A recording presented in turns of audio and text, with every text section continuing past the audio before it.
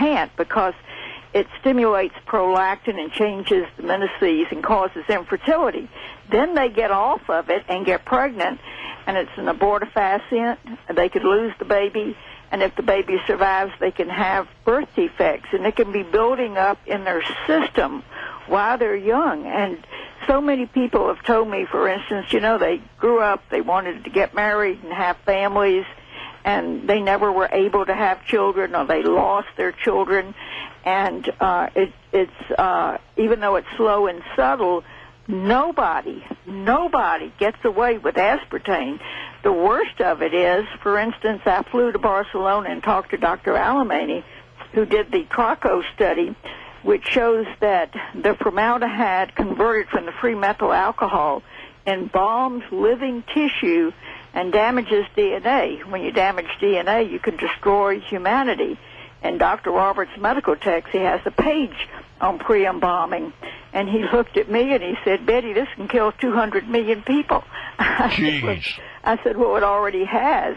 And some people have lost as many as 8 babies because of the miscarriages from it. They tell women don't use alcohol. Well, what do you think's in aspartame? But wood alcohol that they're using while they're pregnant, and they don't even have the decency to put a warning on there. And as far as young people are concerned, also, when they're in school, they can't think, they have memory loss.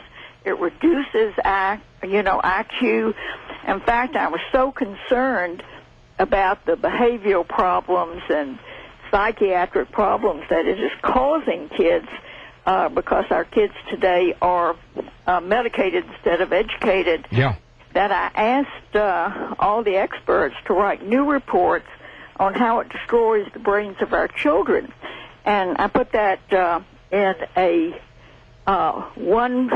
actually, Don Harkins helped us with this. They were going to put out a brochure, put it in one Microsoft document called Report for Schools. And last year, for Aspartame Awareness Weekend, we emailed that to schools, Board of Educations all over the world to try to get them to take it out of the schools to prevent, what's happening to the kids. What happened, Betty, that got you on this bandwagon so many years ago? Well, actually, George, I was trying to retire. Actually, my husband he had his own business, and he said, now I'm going to show you the world. And about that time, he had a friend who appeared to be dying. He had Parkinson's, and you'd get close to him, and his arms and legs would kick out. Think of Michael Fox. And a physician told me at the time, he said, did you know that aspartame was a deadly poison? I said, well, I heard about it. So I asked to be referred to the world expert, Dr. H.J. Roberts. That's how I met him. And he said he's probably drinking a Diet Coke and taking his L-Dopa, and it's interacting. I said, you mean to tell me that this product called an additive interacts with drugs? He said, yes, you better get him off of it right away. It actually can precipitate Parkinson's. And as soon as I did, about 4 days later, all his reactions stopped because that's exactly what he was doing. And I read Dr. Roberts' first book and found out, that it precipitates and mimics MS and seizures, and I'd get people off of it. They'd walk out of wheelchairs. Their seizures would stop.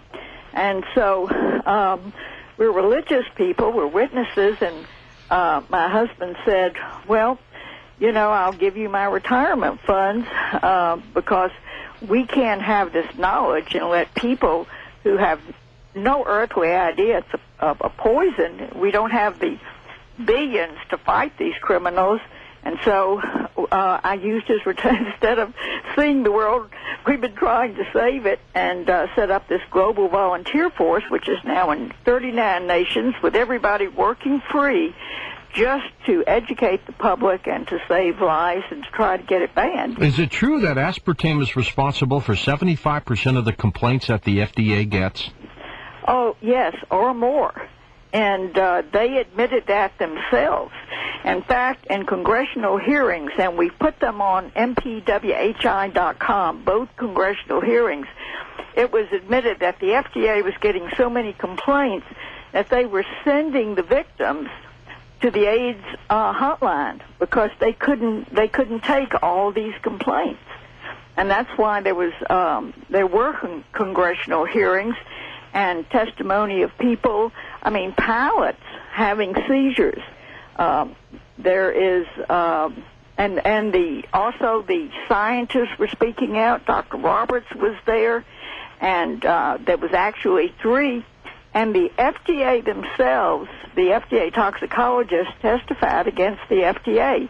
And I can quote it from, by heart, where Dr. Adrian Gross said, this violates the Delaney Amendment, which says you can't put anything in food that will cause cancer. And therefore, the FDA should not have been able to set an allowable dose. And if the FDA violates its own law, who is left to protect the public? Absolutely. Betty, I touched briefly on the accidental discovery of aspartame in 1965 by the chemist at G.D. Searle. Tell us exactly, what is this stuff, aspartame? Well, first of all, it has 3 components: aspartic acid, which is an excitotoxin, a product that literally stimulates the neurons of the brain to death. Dr. John Oney, who tried to prevent its approval, founded the neuroscience excitotoxicity, and Dr. Russell Blaylock wrote the book on it.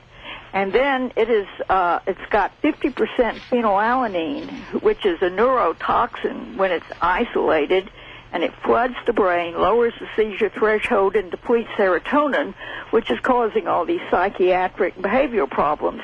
It is bound by a methyl ester, which immediately becomes methanol and then converts to formaldehyde and formic acid. Then the molecule breaks down to diketopiperazine, which is a brain tumor agent, so that the whole molecule is literally poison. And it is, Dr. Deagle actually saw it being made. It is genetically engineered on E. coli bacteria. It's a toxic sludge. I think that if anybody could see these vats of this genetically engineered sludge before it's pressed into a white powder, nobody would ever touch it. So there's nothing safe about it, and the propaganda is absurd. They'll tell you this is the building blocks of life, these amino acids. But, when God makes it, there are 20 proteins in, there are 20 amino acids in protein, and they are in balance. And so they don't cause this problem. But when they're isolated, they do. And they'll tell you there's more methanol in oranges than there is in aspartame. But what they don't tell you is in oranges, it is accompanied by ethanol, which is the antidote to methanol toxicity, and takes it out of the body. It is also bound in nature, and whereas in aspartame, it is free. It's bound to pectin in nature. So when you write the FDA and tell them this is free methyl alcohol, they won't even answer you, even if you send the letter certified mail. Dr. Roberts has tried that for years.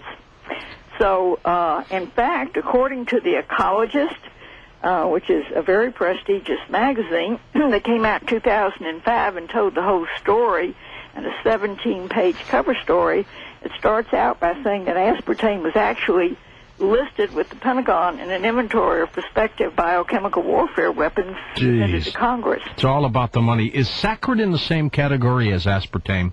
Not really. I wouldn't want to put it in my mouth simply because it's a coal tar product. It's a chemical. But it's been on the market 100 years, so it's, it's not going to do what aspartame is doing. But, on top of everything else, now they've got Splenda, which is a chlorocarbon poison, liberates free chlorine. And, and fortunately, just like sugar, is made a safe sweetener, so there is something out there for people to take that's safe. And that's what we're doing this weekend, Aspartame Awareness Weekend, as we've written a flyer to try to get these poisons off restaurant tables. And so there's, even your sugar alcohols, if you use too much of it, you get cramps and you get bloating and diarrhea.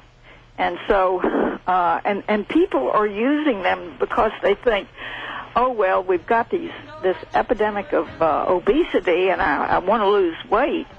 But aspartame is low-cal weight gain. Absolutely. Betty, James Turner is going to join us in just a moment, a consumer affairs consultant. He will tell us the incredible story of how aspartame got approved by the FDA. Want to